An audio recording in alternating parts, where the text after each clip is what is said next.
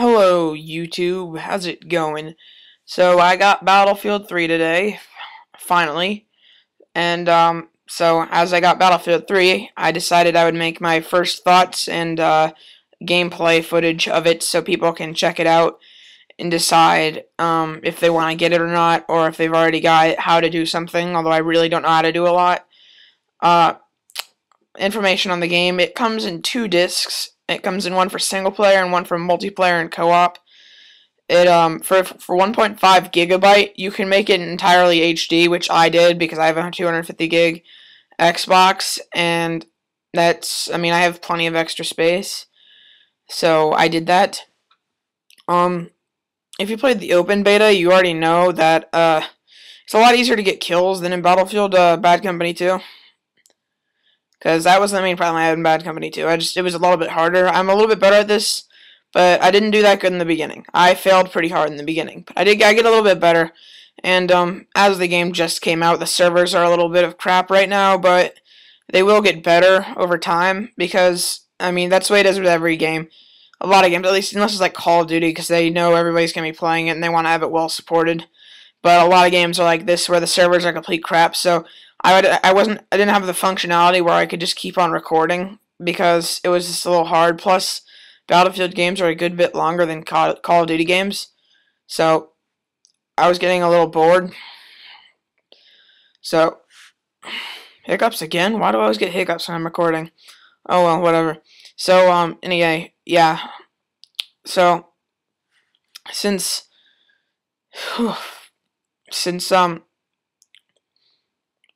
just lost my train of thought. Anyway, so yeah, you get the limited edition almost automatically. I'm pretty sure because I pre-ordered it. I don't know if it's because I pre-ordered it or something, but yeah. I had a little bit of trouble with the snipers. I think they should make an update where they're a little bit more powerful because you saw that there, I shot that guy like 4 times. I get a couple of kills, but if you don't hit him in the head, it takes a lot. And I think they should make it a little bit more powerful. Just so it's like maybe like 2 bullets to kill someone, or it could be because I'm using a Dragunov and I haven't leveled it up enough to get any other weapons. There's a couple upsides to this game. Then again, there's a lot of downsides as well. I see the 2-disc thing kind of a pain, but then again, it assures me that the single player will be a large single player, and that's kind of a good thing to me. Because I liked Battlefield Bad Company 2 single player, and I am pretty sure it's going to continue from there. So I'm literally looking forward to play the single player. I just don't have enough time yet. I'm pretty tired because of school, so I'm probably going to play that on the weekend. And when I do my commentary on the weekend, I can talk about that. So yeah. So another thing I like about this game is that you can get these customizable dog tags. I know you can do that in a lot of games. Like, I know that you can do that in Crysis, but it's just kind of cool in this. Really, you know a lot of this stuff if you played the open beta. Although the full version's a little bit different from the open beta because, they change things if the open beta has problems. That's why they have betas, so people can test it, and so they can find out problems when the player uses it. That's the whole point of having a beta. So, yeah. I like the pistols, to be honest, in this game. I don't really like the one where you use when you're the Russian team, which is the one I'm shooting right now. I like the M9, though. The M9, I don't know, there's just something about it. I can shoot it really, really fast, because I have a really good natural trigger finger. I don't use a modded controller. I can shoot the M9 really fast, plus, I don't know, I just like no-scope with it. Could be because I play Counter-Strike a lot, and pistols go into play. I think you may be able to quick-scope in this. I'm not really sure. I've never tested it, but the fact is I just did that movement and it made it look like I could quickscope. I really don't, it really depends. I'm not going to test it because I'm not that good at quickscoping to begin with, unless it's like one of my custom game types in Black Ops or Modern Warfare 2, but someone else who's actually good at quickscoping and good at Battlefield, they could try it, but I don't think I would. I think it'd be a little hard. Plus, until they get the servers more functionable, I don't think I really want to do that. I'm not really playing the multiplayer that much. For example, I was just playing Black Ops while this was uploading to iMovie. Because, the server thing frustrates me. Because when I was trying to get in this game, it took me about 40 minutes to find a server.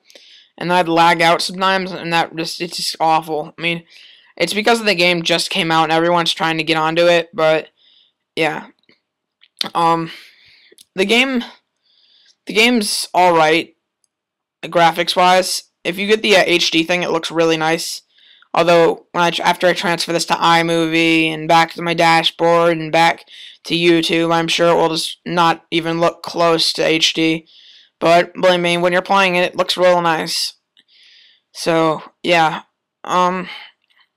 there's a couple things about the weapons. Personally, I don't know. After playing the full game, I think they kind of fixed this out after the beta. But I know in the beta state, I know that there was a little bit of a problem with the Russian weapons being overpowered, because I mean I just had that problem because I thought the AK was way overpowered, but in this, I mean, I actually like the American weapons a little bit better. That's what it was with Medal of Honor. I'm not sure if Medal of Honor in this game are affiliated, but I don't do my research and stuff before I do these. I kind of just go off the top of my head, but I don't know if they're affiliated. But I remember in that I really liked the M16. I hope they make a Medal of Honor too. If anyone knows if they are, comment and tell me, because I don't know, and that was a really good game. I like the single player of that game. But anyway, back to Battlefield. Another thing I like about it is the machine guns in this are a bit better, but to be honest, the IAR on the American weapons side is not that good. I much prefer the RPK, even though I die right now using it. It's because I was spraying and not really aiming at anything, and that was my mistake. And the funny thing is, I was talking about how I don't like the IAR, and of course I get killed by it. I like the Dragunov because I like sniping, because a lot of people camp. Or like a lot of people just sit up on roofs like that and just walk around killing you. I played a couple maps after this. Another reason I like sniping is because it's really chaotic when you're playing in game modes that or maps that are pretty close together. Or anything that's even medium sized. Everyone's kind of in the same general vicinity, so I much prefer to be on the outer edge shooting at people in the middle. So I really don't like sniping that much, actually. I'm good at it in Black Ops, fairly. I'm good at hard scoping in Black Ops. Sure, that probably sounds newbie, but I'm a good sniper for in an actual sniper contest. But if it's quick scoping, I really don't count that as actual sniping, because I don't think anyone would actually quick scope in real life. I think they would die if they did that. So yeah. But I like the sniping in this, which is surprising, because in Battlefield I don't snipe. So that's just not something I like to do. Any game other than Call of Duty, really, I don't like sniping that much. I'll do it in Counter-Strike, but Call of Duty, not really. But back to the game. You get the it's one of the DLCs. It's upcoming. It's back to something. I can't remember. It sounds like Kandar, I think, is what it was. I'm not sure. But it's a DLC that's coming out, and you get it for free when you get the limited edition one. I think. I think if it continues from what I think it was in the campaign, if it continues from Battlefield Bad Company 2, I remember that the enemies were invading Alaska, so I have a feeling the single player may pick up there, and then either that or they may get sent somewhere else, because a lot of the maps I played in multiplayer weren't really snowy. But then again, in Battlefield Bad Company 2, the maps had similar environments, I guess, but they weren't really super similar to single player. Because single player and multiplayer were kind of separate in all games like Battlefield and Battlefield. They're just kind of separated, and this one, it's even different discs.